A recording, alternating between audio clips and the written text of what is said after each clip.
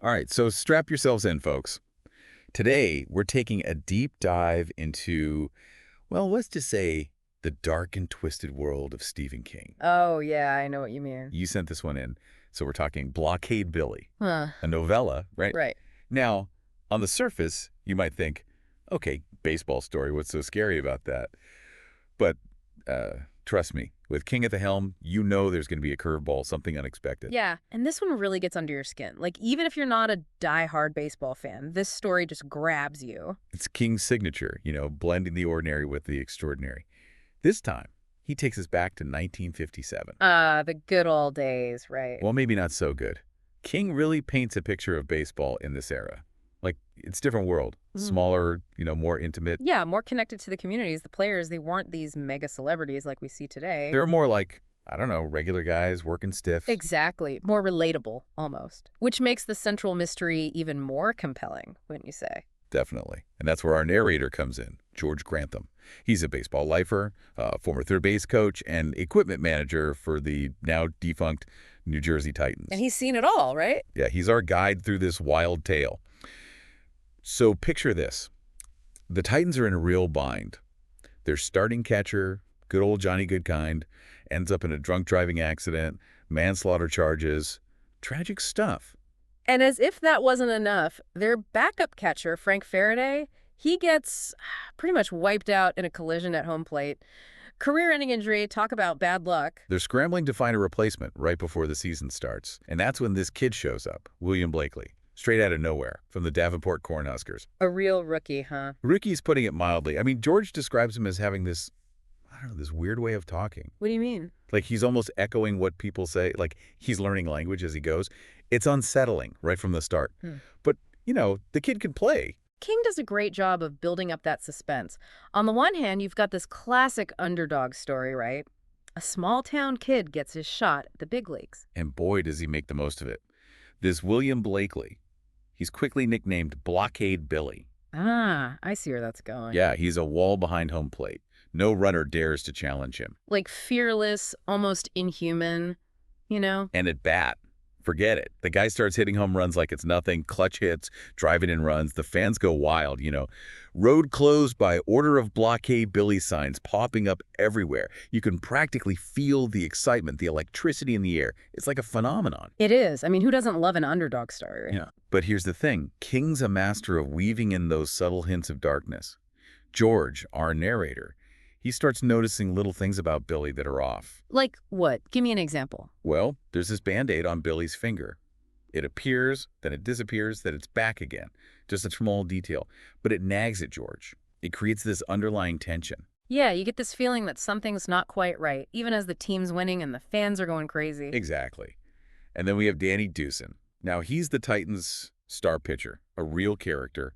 He's on the verge of his 200th win. A huge milestone, right? Oh, yeah. Legendary status. And Dewson, yeah, he's a bit superstitious, to say the least. And for some reason, he becomes fixated on Billy, sees him as his personal good luck charm. It's a strange relationship, right? You have this veteran pitcher, jaded, focused on his own glory, and then this, I don't know, seemingly simple rookie. It's an odd pairing. It makes you question Dewson's motives, right? Is he genuinely fond of Billy, or is he just using him to get to that 200th win? And how much does Dewson's influence affect Billy, especially given what we later learn about his true nature? Yeah, King leaves us guessing, keeps us on the edge of our seats. It's brilliant, really. And just when you think you have it all figured out, boom, everything changes.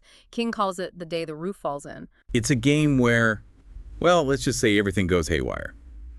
The manager, Joe DiPuno, he has this meltdown right on the field. George suddenly finds himself thrust into the manager role. Talk about pressure. Oh, man, I can't even imagine. And Dewson. Dewson's pitching like a man possessed. Strikes out batter after batter. But there's this tension in the air, this feeling that something bad's about to happen. And then the umpire, Hi Wenders, makes this controversial call, a missed call, really blatant. The crowd goes nuts. And George, he gets so fired up, he ends up getting ejected from the game. It's like watching a slow-motion train wreck. You know it's going to be bad, but you can't look away. And then Dewson, he gets hit by a line drive. And you'd think, all right, he's done, right? Injured. Nope. Refuses to leave the game. The guy's all ego and grit, pushing himself to the limit. It's in this moment of chaos, this heightened emotion, That the truth about Blockade Billy finally comes out. The truth.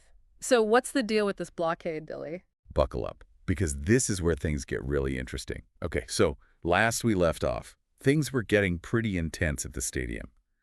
The truth about Blockade Billy is about to come out, and everyone's on edge. It's crazy how King can take this simple setting, a baseball game, and turn it into this suspenseful thriller. It's like he taps into this primal fear we have of the unknown, right? Yeah, like who can you trust? Exactly. And remember, this is 1957, not like today where information is everywhere. Back then, things were slower, people's identities, they weren't so easy to verify.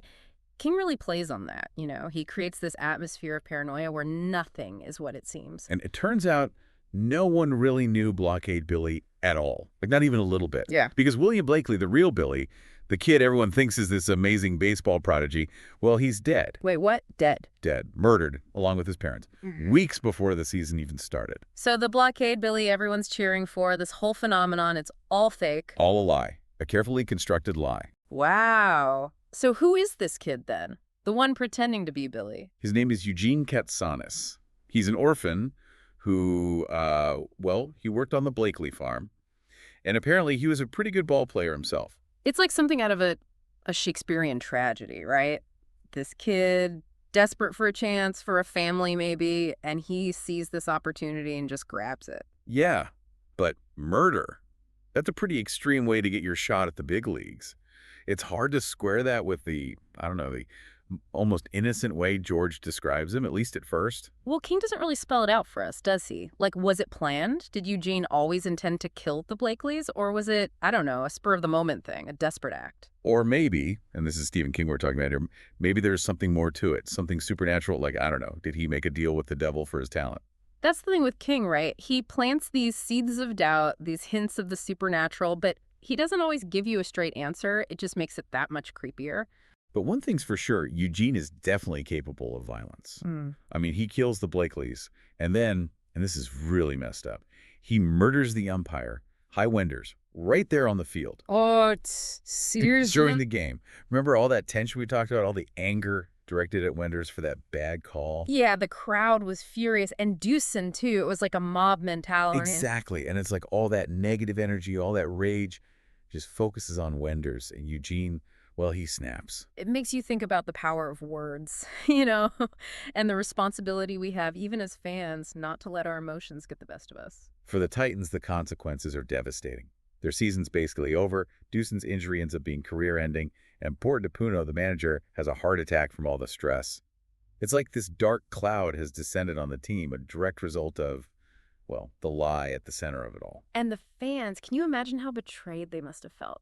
They poured their hearts out for this kid, Blockade Billy, only to find out he was a complete fraud and a murderer. It's a tough pill to swallow. That makes you question everything, right? Right. Like, who are our heroes? Can we ever really know them? It's like that saying, never meet your heroes. Sometimes the closer you get, the more disillusioned you become. But in true King fashion, even amidst all this darkness, there's a glimmer of hope. Really? Where do you see that? George, our narrator.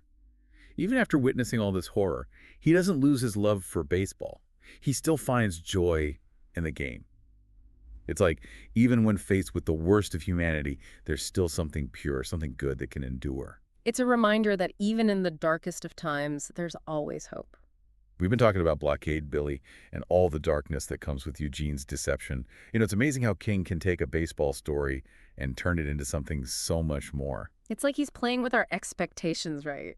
You start reading and you think it's going to be this straightforward sports story, but then it just gets deeper and deeper. Yeah, because this exploration of identity, of ambition, of the stories we tell ourselves and others, and the setting, 1950s America, it's not just a backdrop. It adds this whole other layer to this story. Absolutely. Like, you can feel the changes happening in society, the anxieties, the uncertainty. In baseball, it kind of becomes a symbol of that. Remember when George talks about how baseball used to be a daytime game played under the sun? Yeah, and how night games, with the artificial lights, it changed the whole atmosphere, the whole feeling of the game. It's like King saying, hey, things aren't always what they seem. Even in something as simple as a baseball game, there's this potential for darkness, for deception. And he does such a great job with foreshadowing. all those little clues he drops along the way. Like the Band-Aid on Billy's finger, the way he talks. It's subtle, but it creates this unease, this sense of foreboding. Exactly. You know something bad's going to happen, but you're not sure when or how. And then when the truth about Billy comes out, it's like, boom, everything explodes. And the fans, right, they embraced Blockade Billy so wholeheartedly. They built him up into this hero. It's a reminder of how easily we can get caught up in the hype.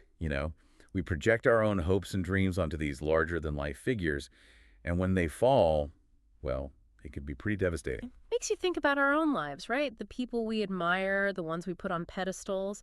What happens when they let us down? It's a tough question. But there's also this element of tragedy in Eugene's story, isn't there? Yeah. I mean, here's this kid with so much potential, so much talent, but he's denied a real chance, a fair shot. And it leads him down this dark path. It makes you wonder, what if things had been different? What if he had been given the opportunity to shine, to be himself? Would he have still gone down that road? We'll never know, but it does make you think. And in the end, despite all the darkness, Blockade Billy leaves us with a glimmer of hope. I think so too. George, our narrator, he goes through so much, witnesses so much horror.